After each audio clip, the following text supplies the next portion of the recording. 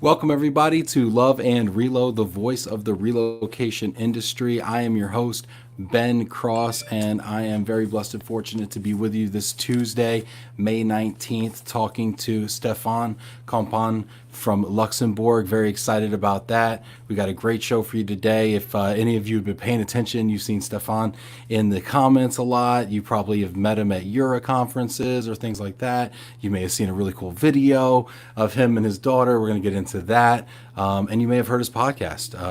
So we're going to ask him about all those things and more. So if you're tuning in now, please go ahead and leave questions and comments down below, and we will go ahead and read those. Also, wanted to remind everybody to pick up the book, Lead Like an Ally. You can get this on your Kindle. It is not too late. Read this book. We are going to be discussing it here on Love and Relo this Monday as a group, and then we are going to have Julie Kratz, the author, on Tuesday to talk to us a little bit about allyship in the workplace. So, and I'm still looking for one more guest to talk about this with me. So if you want to pick up this book and read it and come on Monday and talk to us about it, let me know, let Janet know, and we will get you scheduled. Also, want to go ahead and thank our sponsor for today. Our sponsor for today is DN Van Lines. DN Van Lines is a full-service moving and storage company with locations in Massachusetts and Florida. To my corporate Relo peeps watching, if you need a good addition to your supply chain in Massachusetts or Florida, give my buddy Oded Carmi a call at 1-800-51-MOVER. Awesome. Thank you so much for sponsoring and donating to Move for Hunger. Let's go ahead and bring Stéphane out here. Hey, Stéphane, how's it going? Hi, Ben. Thanks for the invite on your show. I'm very excited about the evening, for me, at least. Yeah, this is going to be great. So, where in the world are you right now? So I'm just across the border from Luxembourg in France. It's a small town across the border. I'm a commuter Okay. and working from home, like a lot of people lately worldwide. What's that like having to cross a border to go to work? Well, it's in this region. It doesn't have any meaning because Luxembourg is just surrounded by Belgium, France, and Germany, and you have 200,000 commuters coming every morning and leaving every evening. So it's quite crowded, at peak hours. But yeah, it's part of the way people are living here, and yeah, for the moment, I didn't have the opportunity to move to Luxembourg, basically because of my kids that have been at school in France. But I have my company there, and I'm spending my whole business life in Luxembourg. So Luxembourg is the smallest country in the world. Is that right? Well, I don't think it's the smallest, but it's very small. It's in whole, it's 600,000 inhabitants. So Okay. it's like a small town in the US. Yeah, it's or mid-sized city maybe. Yeah. Yeah. You may or may not have a professional sports team at that size. Yeah. But how? And you said 200,000 additional people Yeah. come in as Coming, commuters, so the yeah. population increases by a third from commuters. Exactly, which is quite impressive, and it's why people are saying, oh great, with the lockdown, and people have been working from home, and maybe afterwards companies will say that they can continue part-time doing that, which would be a good thing for for the travel time people are losing every day. Everybody who's watching this right now, I see a bunch of people coming in on LinkedIn. Go ahead and hit that little heart button over there. I want to see that. And if you're watching on Facebook, also like it, comment on it. We are going to also be taking questions. Stéphane is a very colorful guy, so I want to see lots of questions there because I want to really get inside the brain of this kind of wild man of Relo over here. Okay, I'm sure he's got some questions for me too. I hear so. This is going to be an exciting and fun conversation, but it's interactive. So make sure that you guys get involved and leave your questions. I want to hear how you're doing. I want to know where in the world you are. Give your company a shout out. Let me know what the weather is, Jamie. Check in here. We got Simon Johns checking in right now. Hi, Ben and Stéphane from the UK. John Fernandez from GMS says hello. Molly Feldman, hello from Jacksonville. Sandra Clary checking in from very windy DC area. Yaron from Flat Rate in New York City. Hey. Paige Holden, our guest from yesterday. Good luck, Stéphane. Enjoy the show. She says good luck because she knows what you're in for. Yeah, she sent me a message this morning or yesterday saying that I should be fine with you. Yeah, you should be fine, but she is a tough act to follow. She did a phenomenal job. Yeah, it's why I told her it was difficult to be just behind her. Yeah, really. Joanna Lindstrom checking in from Sweden. We have the same kind of commute in my area, but between Sweden and Denmark. I used to take the ferry across the water to the office once a week. Stephen Meyer, Luxembourg is also the resting place of General Patton. Exact. Wow, see, I didn't know that. Wow. Yeah, big cemetery, American cemetery in Luxembourg. Why did General Patton? Why is he interred there? I think the story is that one of the fight was in around here in the Ardennes, and he really loved Luxembourg, and he decided that he wanted to be buried here with his soldiers that died in Luxembourg. And yeah, so I think his granddaughter a few years ago came for a special ceremony in Luxembourg, which was quite interesting to follow. Well, and you're gonna have to give us a Luxembourg education because I'll be honest, I'm an American, right? To play into the stereotype, I don't know a lot about Luxembourg. Very often people think that it's part of Germany or part of Belgium, but no, it's an independent country that was one of the founding member of the EU. We got a ton of comments coming in on Facebook and everything as well. Lynn Griffiths, hi from New York. Jason Rollins, hi guys. Alan King, hi Ben and Stéphane. Looking forward to this. Luxembourg is a very beautiful country. And to add, with open borders, I cross the border sometimes just to grab coffee in the Netherlands or get an ice cream in Belgium. Love living in the tri-border area of Germany. That does sound nice.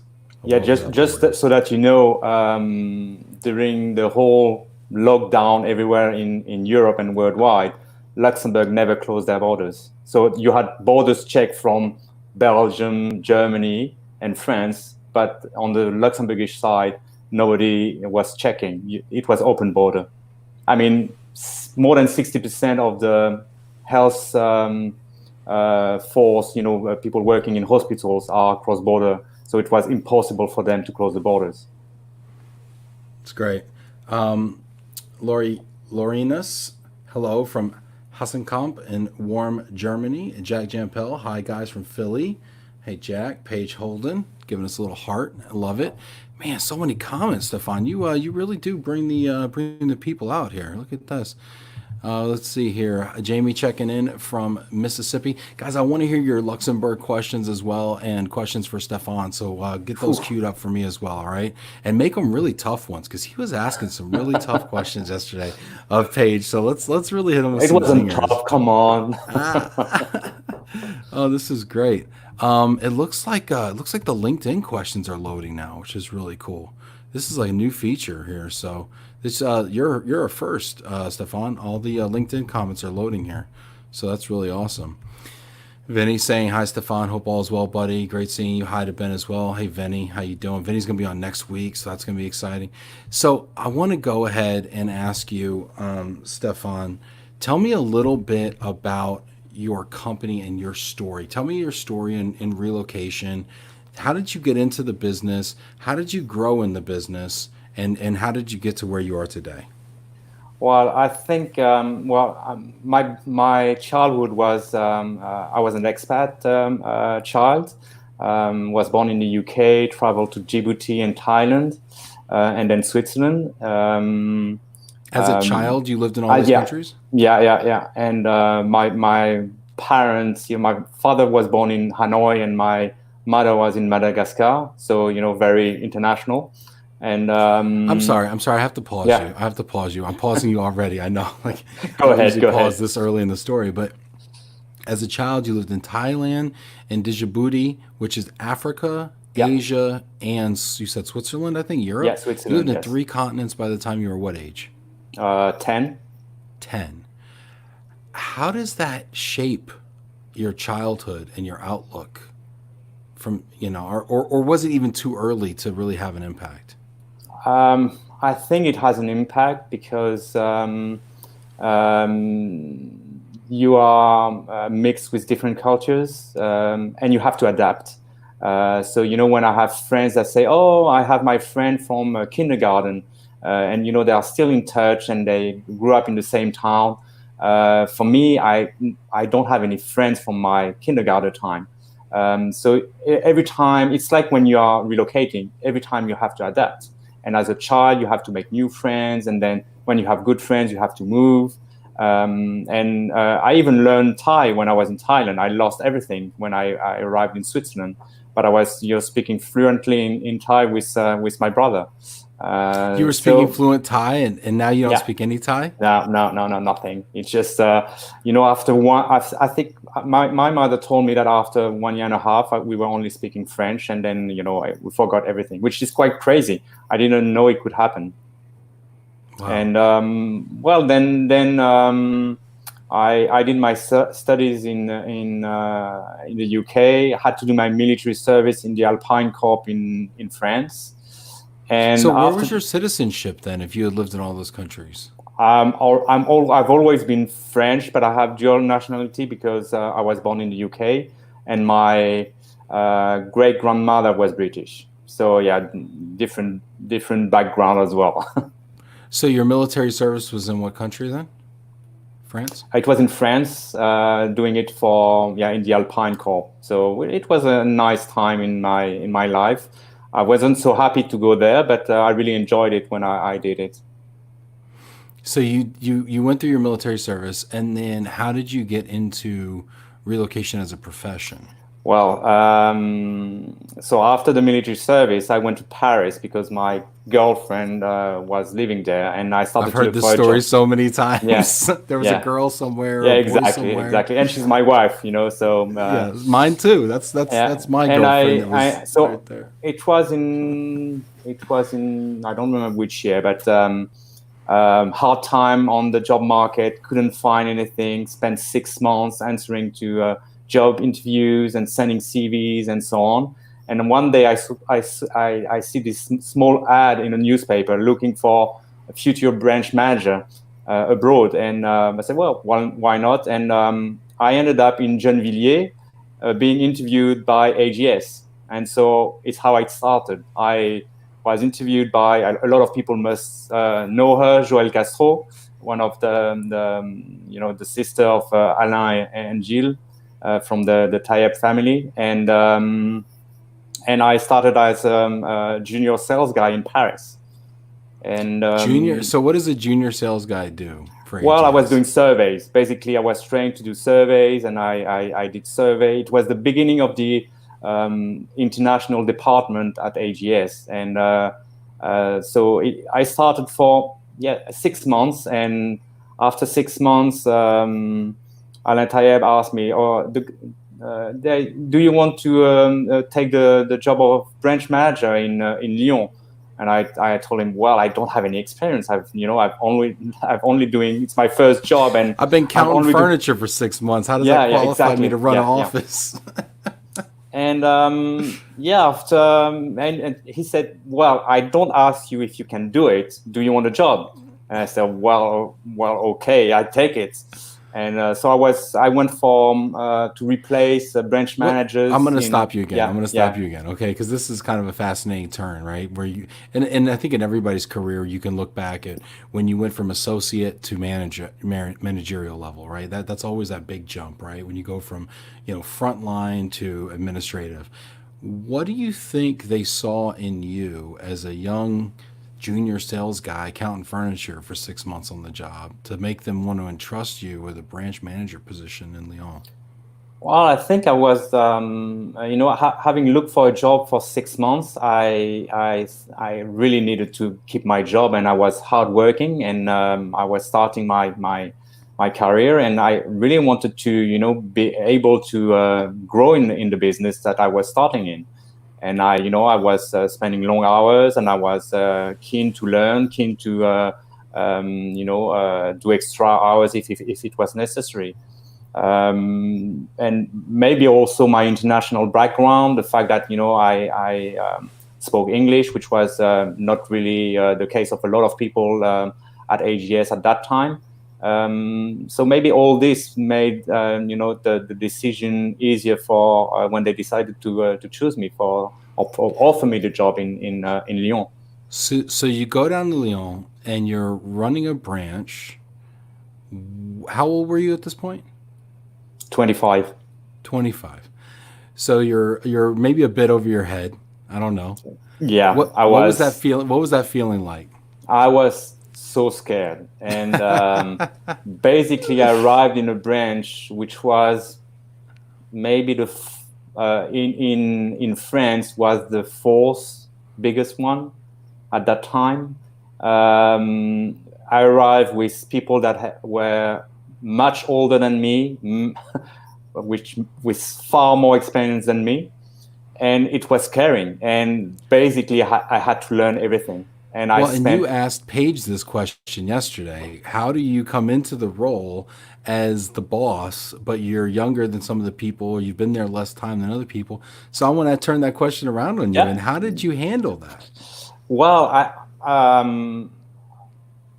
right away I told them, I know you know better than me, but I have my background and I can bring value to the company. And I have, I've done the military service. I know how to run people. As I really set up the talk, I had a long talk with all of them saying we need to work in partnership. And if we don't help each other, we won't succeed. And the only way to move forward is that if we help each other, and you help me to learn the skills that I don't have, and learn my business as manager as well. And it worked quite well. The good thing also is that I started as for a few weeks as packer, and I was able also to show to the team that I knew what I was when I was talking about packing and loading. I knew how it was. So you had some of that practical experience, because I'll tell you what, that is something in the moving business. If you don't smell like a truck, some of these guys will not listen to you. So I mean, at least you could pack a box. But let me ask you this: I mean, every first-time manager. I mean, what was your biggest oh shit moment on the job? Oh, I had so many. I had so many. I mean, I spent evenings loading and unloading trucks, containers. Oh shit moment was when we didn't have a ramp to load a car that needed to be shipped very soon, and I said, well, let's take the forklift, and then when I lifted the car just to load it into the container, then it went well. But just at the point where it reached the entry of the container, then the car started to do. And I was like, oh my God, we are dead. And basically it's just scratch the top, and then we were able, to push it up and then to enter it. But I was like, oh, I'm dead. It was an expensive car, and I was like, well, now I'm going to lose my job. Oh my God, those are the best. But the good thing is that I did it. So yeah, those are the best stories. Oh my gosh, we got so many people coming in here. Pierre, great to see Stéphane. Hi, Pierre. LuxRelo. Let's see here. Lindy says hi. She goes and comments, third culture kid to an extreme. Totally. Let's see here. Beverly, going back to the General Patton thing. Her two uncles served under General Patton. Nice. Oh, that's great. Oh, look at Debbie. Debbie's here. Great to see you, Stéphane. Thanks so much for representing Lux. Oh, that's great. Debbie's wonderful. I love Debbie. Well, I met Debbie when she was working in Luxembourg for Amazon. Really? So how long ago was that? Well, a long time ago. I don't remember. Wow, really? That long? You could have got out easy. Just say, a few years ago. It wasn't long at all. Victoria Messer, hi from Germany. Yes, wonderful. Let's see here. So many great books written about TCKs. Christopher O'Shaughnessy would make a great guest, Ben Cross. Thanks. Drew Richards, good afternoon, gents from Caprio here in DC. Mena checking in from Dubai. Appreciate you. Soledad Aguirre, hola from Madrid. Audrey D'Angelo, hello from Luxembourg. Great to hear you, Stéphane. Drew says he also started out counting furniture. So did Simon Johns. Hey, that's good background, counting furniture. That is good. Mark Moose checking in. We all did that. From Switzerland at MW Relo. Mena El Safari. This is actually a great question and pertinent here to the story here. Mena says, what were the skill gaps that you noticed in yourself moving from junior position to a managerial position? Well, I think maybe the confidence in myself to make some decisions, because when you have people that have more experience than you, when you decide to do something a certain way, you have to be very persuasive, and sometimes it can be difficult. And I had day after day to prove that I was right. I knew how to run my business. I had to learn very quick, and I spent, I remember I was, at that time I was living not far from the warehouse, and basically I was coming up home not to eat something, just to have a nap, and then go back and work until midnight, day after day for weeks, just because I needed to learn everything. I was opening all the, managing the planning, and I did everything. I went, to understand how it worked, accounting, finance, because I had to learn all the skills that I didn't have. Luckily I had a lot of support from my different boss in the south of France and in Paris, which helped a lot. You talk about that, and I think one of the hardest things when you're young and you're in a role of leadership is to know when to listen and when to lead. Yeah. Because I've been in that position before where I came in and I said, I'm just going to tell everybody what to do, and that totally backfired and I lost people. I've come in and said, hey, I'm just going to listen to everybody and get everybody's opinion and, make all decisions with consensus.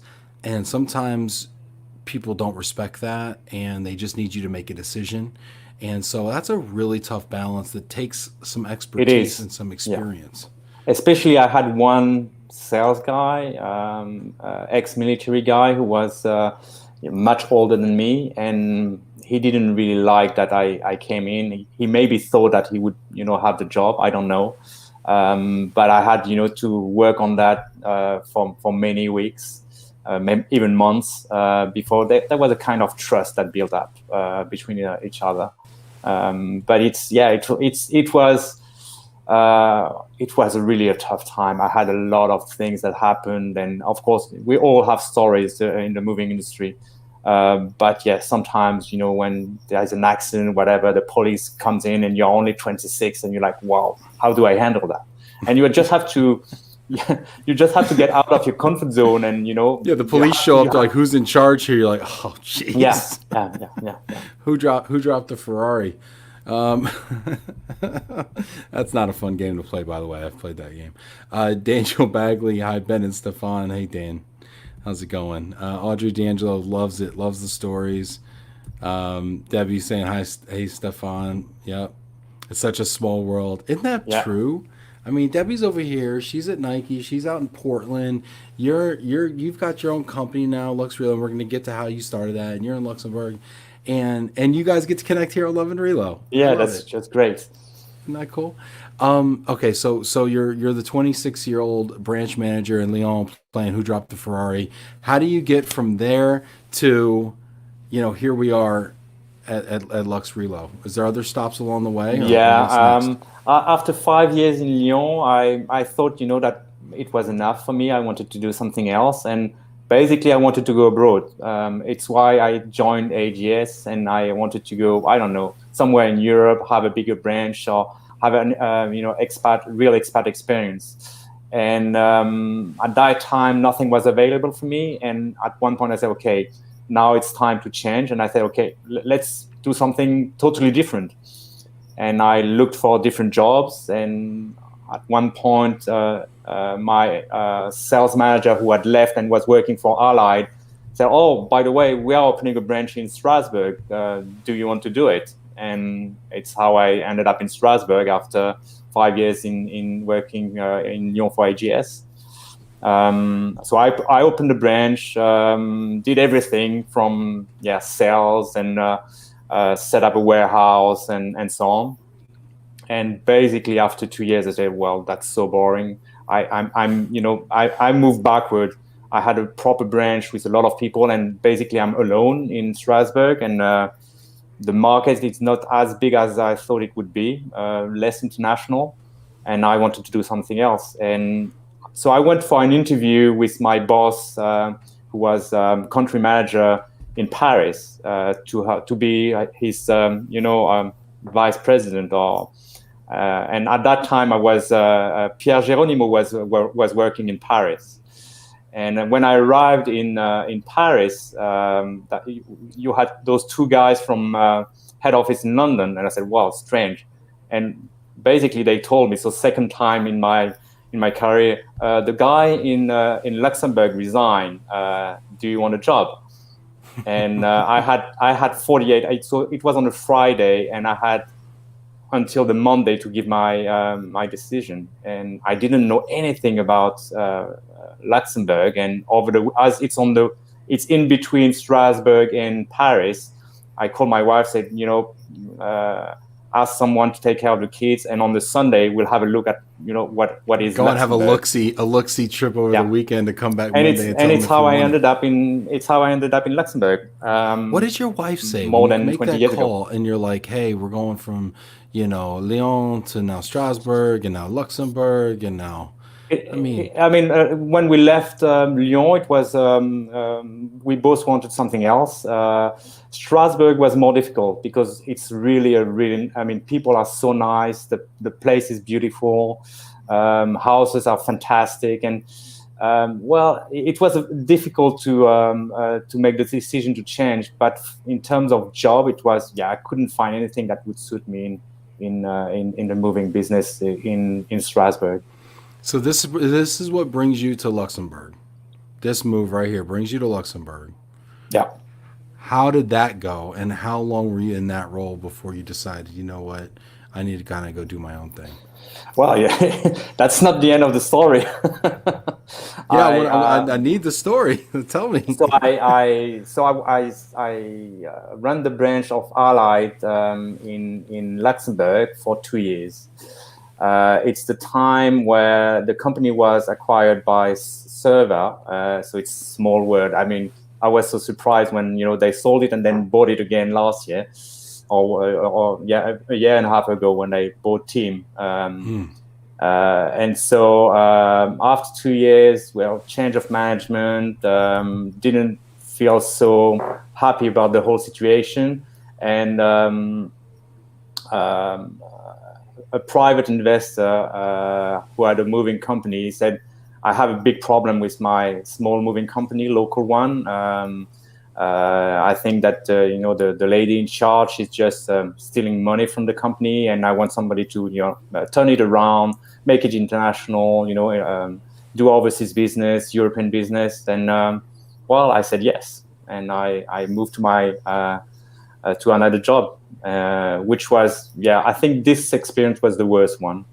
The one, really, because basically I never saw something like that, where every drawer I was opening was money taken from the company, bank account of the lady on the invoices instead of the company bank account number. Just crazy things. And it was and what then do you do in a situation like that? You go into it, you go in and you find out it's like bar rescue or something. We got a show over here in the States where like they put the little if I had known, I have never accepted. Do you file like charges in that situation? We did that. We did that. A huge file, and we had an IT guy to do a crack of all the IT system to have the information. And I think it happened on a Friday, and on a Monday, I had half of the packers that resigned. and follow the lady that was in branch manager. Gosh. So So it not was only like, is there wow. like tons, not only is there tons of money being embezzled, and now, but all the people there in the pocket of the embezzler, and oh my gosh. So Oh it my was gosh! like, Now your wow. people leave. The money's getting embezzled. You got to straighten everything out. I lost the salesman because the sales manager was the husband of the branch manager. So suddenly I had to do the sales. I had to do turnaround of the company. Oh my gosh! It was a total nightmare. Again, What several did you months. learn? What did you learn from that experience? Because that you said that was your worst experience. What did you learn from that experience? What was the takeaway? Well, there's also always brightness at the end of the tunnel. I can tell you. Yeah. Well, you have to take it positively, and in a way, I learned very fast. I had no choice, and I said, okay, let's do things differently. I changed the logo, contacted all the people I knew in the industry to start to do overseas business, to stop the pure local, moving to do more European and so on. And it's how it worked. Then I found a sales guy, and then we moved forward. We got some questions coming in here before you get to, and is that the last stop before LuxRelo? Well, yeah. Okay. All right. So let's take a couple of these questions and let's get to the LuxRelo chapter. Okay. So Drew Richards says, what's the most unique experience you've had on a job site? Well, I had several. Most unique. Tell us. I don't know. Yeah, I had bad experience, but that ended well. Like when I was working for AGS, and then the guy decided to be lifted with the forklift on the top of a storage container, and what he wanted is to just climb down by himself, and then he slipped, and he was stuck in between storage containers.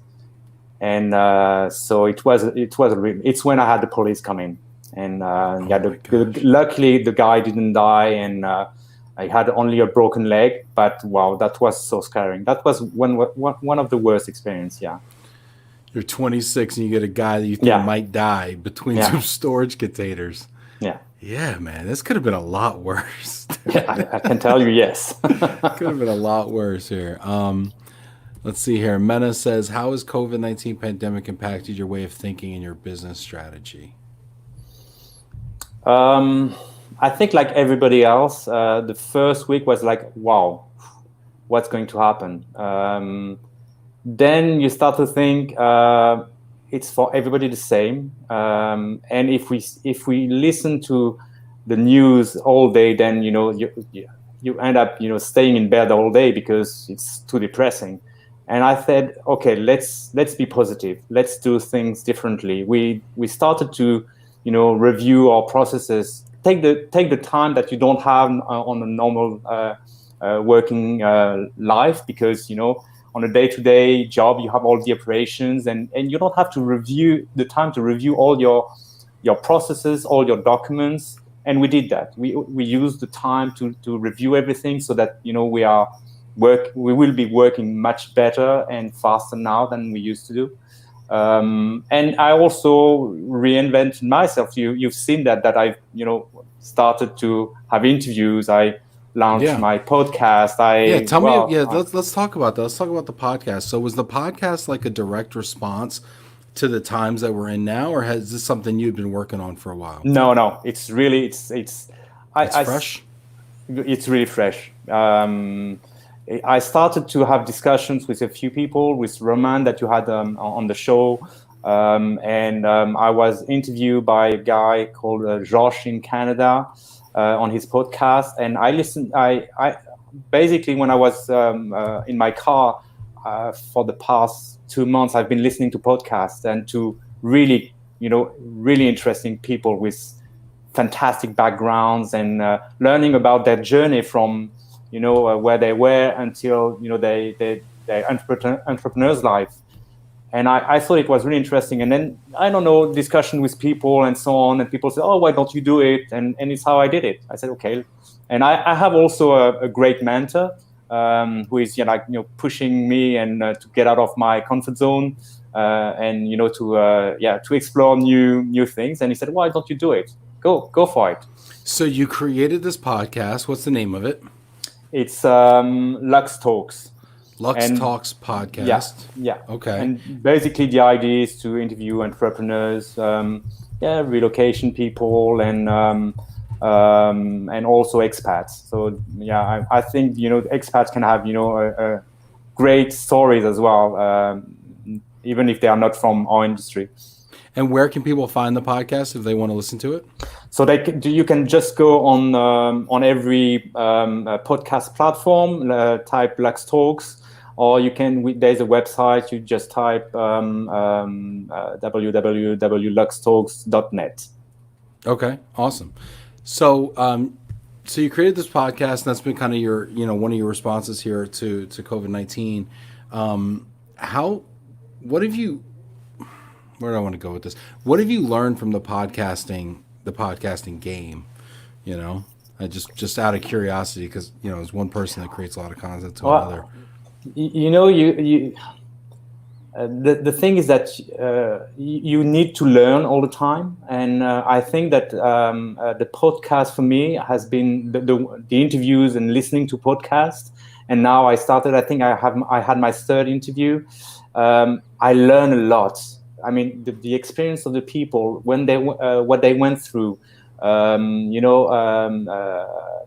bad things that happened to them, great things that happened to them, the way to overcome the bad situation. It's for me, it's fantastic. It's a learning tool, and I really enjoy it. It's fantastic.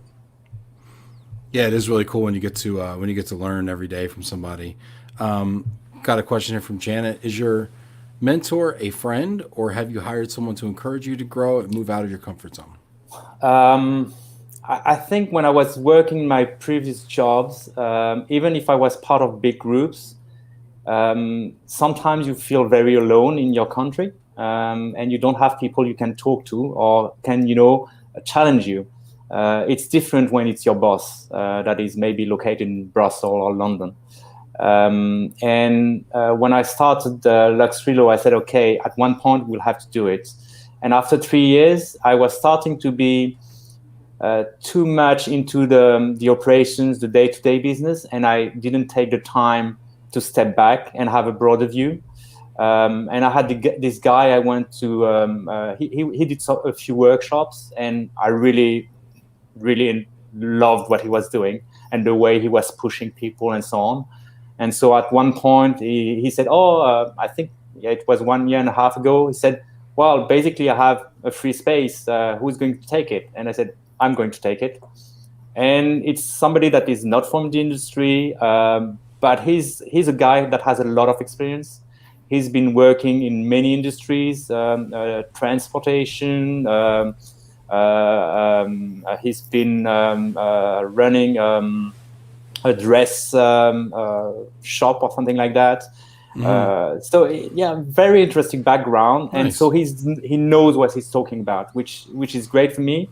Because he's just bringing fresh ideas and pushing me out of my comfort zone and my team as well. So that's sometimes you need that person, because it's so easy to get stuck in our comfort zone. And Janet helps me with that. She encouraged me this morning with a word, and I help her with that. But and gosh, Paige yesterday was talking about your personal board of directors. It's so important to surround yourself with people who are positive, who are uplifting, a lot of times who have done it before. I'm actually mentoring a couple people right now who want to start getting to the content creation and improving their personal brands. I mean, and you know what? You get a lot out of it as the mentor as well, and not just the mentee. I totally agree. And when I have a discussion with my mentor, he said, I'm learning even more from you sometimes than what I'm giving you. And I think it's great. You achieve true mastery when you teach something. I think that's important is to watch someone learn it, then you learn by doing, and then you achieve mastery by teaching. And I think that's the highest level right there. So that's really cool, and hopefully you can do the same for other people. Yeah, and I think I always thought that, well, my story is my story, but he said everybody has a nice story, a personal story to tell, and you should tell it. You should, Right. go on interviews, go on the show like tonight, Yeah. to share your experience, which is different from the one the others, and I enjoy it. Yeah. Well, that brings me to a question. I mean, kind of going down this path here, but talking about your personal story. I mean, I still think I currently have you as number one favorite piece of content that I've seen this year is that video of you Yeah, and your daughter dancing. I was going to ask if there is any prize for the best video of the lockdown. There is a prize. It's my undying admiration. Too bad you can't convert that to euro, but I do. I'm just like I've watched that several times. It makes me laugh every time, and your willingness to put that out there, and for a lot of people that would have been over the line, It but was, you I did can tell that. you. Why did you? I, Why did I'm you going to do tell you that? the story. My my mentor was telling me you should use the time of the lockdown to put content on social medias, on LinkedIn. Put videos, talk about, be on social media so that people see you, because you cannot sell. It's not the proper time to sell. So you have to show something, to bring information to the people. And I said, well, I don't like videos, and said, so he told me, basically, I'm waiting for next week for your video. You don't have any choice. You have to. And I said, well, I did a video with. It was fun. It was a kind of bet with my daughter and her dancing teacher. So I did this flash dance mocap, and so I prepared it and I wrote, the small text on LinkedIn, and then I was like, wow, is it proper to send it on LinkedIn? No, I don't want to do it. And I maybe waited 5 minutes, and then I said, well, let's go. And I was amazed. The irony there though is it appropriate to put that on LinkedIn? 99% of people would say no, just like Yeah. you did, but you put it out there and what happened? Well, I was so surprised by the reaction of the people. I mean, if you go and look at the comments, people say, you brighten my day. It's so funny. It's everything we see on LinkedIn is sad and bad news, and only talking about COVID and so on. And this dancing was just a fun thing to watch on LinkedIn, and I was surprised, and a lot of people connected with me. I'm sure. I'm sure. Did you see? Maybe they want to have dance lessons. I don't know. Well, there's a niche for you. But so many people, I think, and in fact, actually, Roman and I had this conversation when he was on the show, talk about what is LinkedIn appropriate, right? What is the kind of content that should or shouldn't be put on LinkedIn, And I think people in their mind have a very rigid understanding of what that is, right? And how do they always define it? At least here in the U.S., they always define it as, well, this isn't Facebook. That's what they always say. This isn't Facebook. And right? I totally agree. It's not Facebook, but I want to be myself, and I don't want to be somebody else. So you've seen me dancing. It's because it's what I'm doing with my daughter, and if I'm going at a party, I will dance like that as well. And if I have to disguise to go to a party, I will do it. I have fun, and it's part of me. So what you will see on LinkedIn, and when you meet me, I'm not a different person. And I think that people tend to build an image of themselves on LinkedIn, which is not their real self. Mm-hmm. I agree. I think a lot of people put up kind of a facade or boundaries around themselves, and frankly, the end product becomes something that's so whitewashed or sterile that there's no personality, there's nothing to latch onto, there's nothing to differentiate, and then you just scroll through it, And I think that you got people to stop. That you got people to stop scrolling, watch it, and then they're like, "This is funny. I like this. Who is this guy? Let me find out more." and now here you go, and that's really been cool. John Fernandez says social media keeps you relevant. It is a must. Molly Feldman goes on to say laughter is priceless these days. Yeah, totally agree. So going back here to your story, and so tell me just really quickly, because we're starting to we're running a little short on time. There's other things I want to talk about too. But tell me about you started LuxRelo. What So made yeah, you just decide? to end up, the company I was working for was acquired by Interdine, which became Santa Fe, and after a while, we decided that we needed to separate. And I didn't really know what I wanted to do, and again, I thought I would do something completely different. I used the services of a transition coach, and after 4 months, I said, "Wow, I really love what I'm doing. I don't want to do it the way I was doing it. I'm going to start it."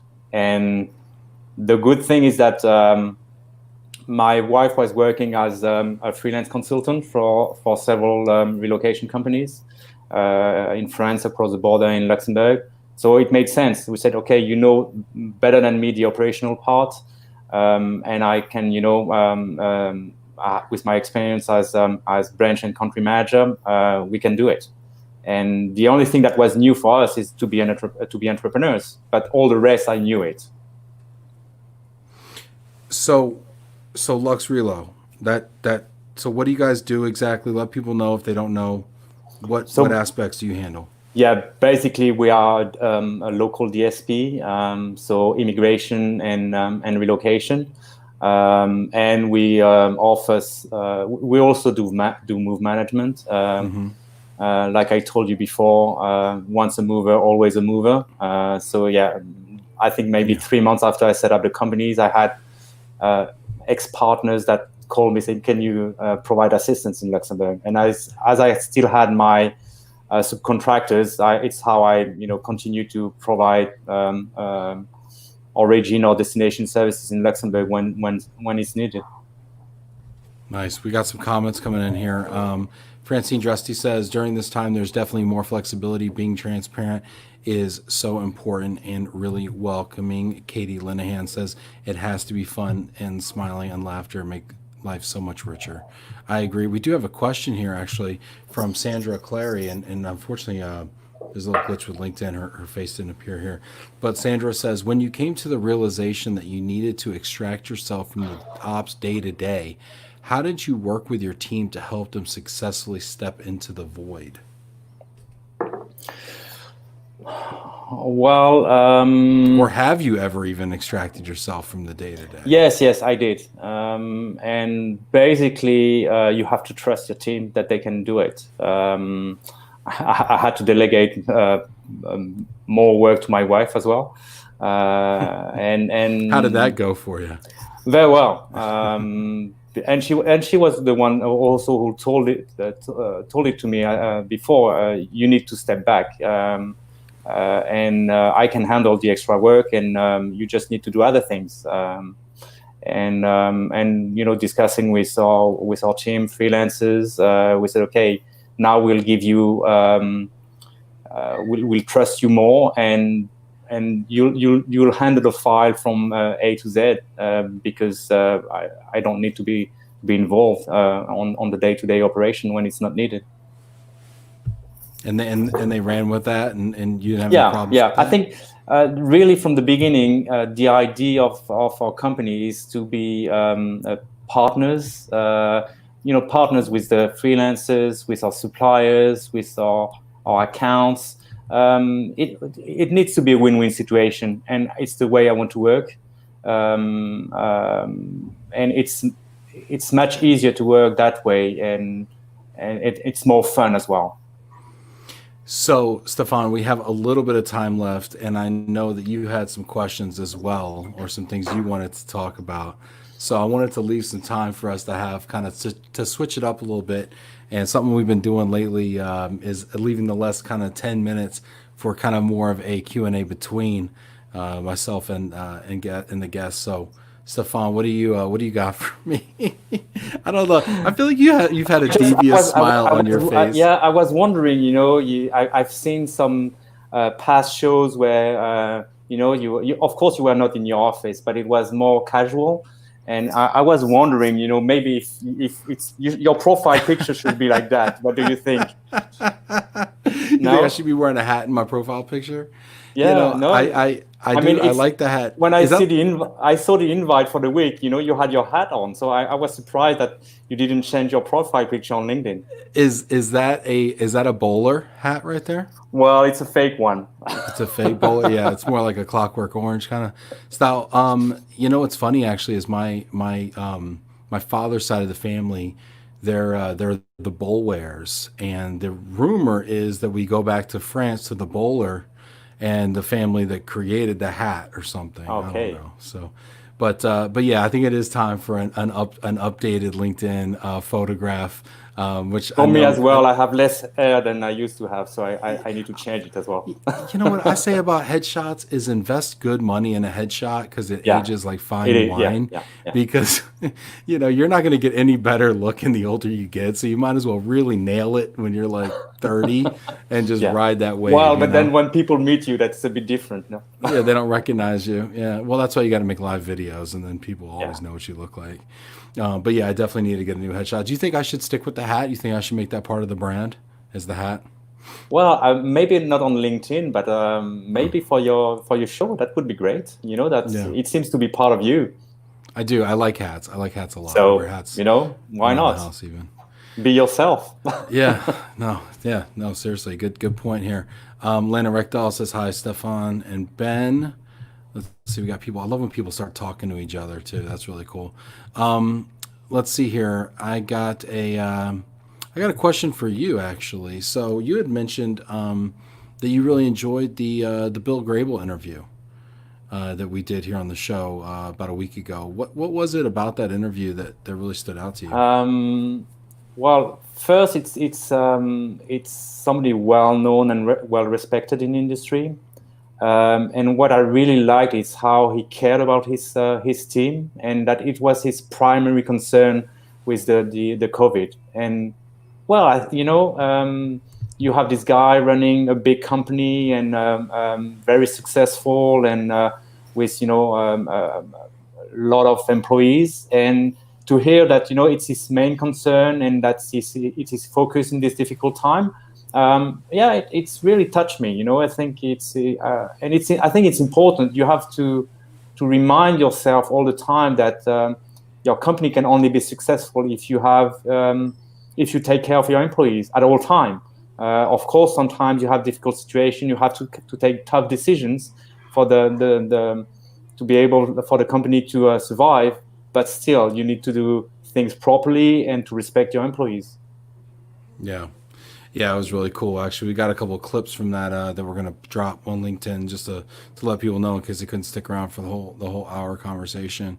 Tell me about some moving stories that you had where maybe things got packed. I had so many.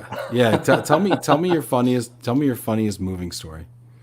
Well, I had one where after 2 days packing, which was a bit far away, the crew came back, and so the driver gets down out of the truck, and suddenly, as I did the pre-move survey myself, I see the wife of the customer getting out of the truck, and I was like, "Wow, what's going on?" And basically, she had an argument with her husband and decided to live with the packers. Oh man, I don't know if that's good for business or bad for business.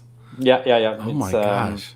Did you have any issues with the client after that? No. We didn't have any issues. We had a similar case when I was doing before going to Lyon, was I was in French Guiana doing replacing the bench manager there. We did a packing for a military guy who was going back to France, and what was a bit strange is that we had a really specific time to do the packing, and it needed to be finished by a certain time, and it needed to be loaded into the container for the first ship. And so we did that, and then I think it's 24 hours later, the husband comes to the office and say, where are my belongings? and he was, on duty. So she had planned everything to leave French Guiana to go back to France with everything in the house. Doesn't it always seem like we're getting in the middle of people's domestic Yeah, issues? yeah, yeah, yeah. Like if somebody wants to leave somebody like quick, fast, and in a hurry, they call the mover. And then we get there and we're like loading the truck up, and then some guys coming out of nowhere wanting to swing on us because, it's like, dude, I'm just loading furniture, man. Exactly, and it's what we told the husband. Sorry, how can we know? She paid Yeah. us. Yeah. Everything is in order. Why should we know? We don't know your personal life. Yeah, that's funny. Did you have any other questions you wanted to ask me? Well, not at the moment, Okay. but I'm pretty sure I will have some for the next shows. All right. Is there anything before we wrap here? I just want to give you time before we wrap here. Is there anything else that you want to say to folks out there? Well, I think maybe this time is a good time to assess your current life, personally and professionally. Maybe it's the time to do something meaningful, and get out of your comfort zone, be positive, and have fun. There you go. Be positive and have fun. I like it. Let's thank our sponsors really quick before we go here. This episode of Love and Relo was sponsored by DN Van Lines. DN Van Lines is a full-service U.S. mover with locations in Massachusetts and Florida. To my corporate Relo peeps watching, if you need a good addition to your supply chain in Massachusetts or Florida, give my buddy Oded Carmi a call at 1-800-51-MOVER. Thanks, Oded. You always write the best copy. I appreciate it. Thanks, everybody, for watching Love and Relo. Tomorrow, we do have Will Keating, Associate Director of Global Mobility at Carrier, who's going to be on the show tomorrow. And who else do we have? We got some great stuff. We got Mobility Jeopardy coming up on Friday. We've got some phenomenal stuff. So stay tuned. We'll see you tomorrow. Stéphane, thank you so much for your time. Everybody that's watching, Thanks a lot. thank you so much. It's been great.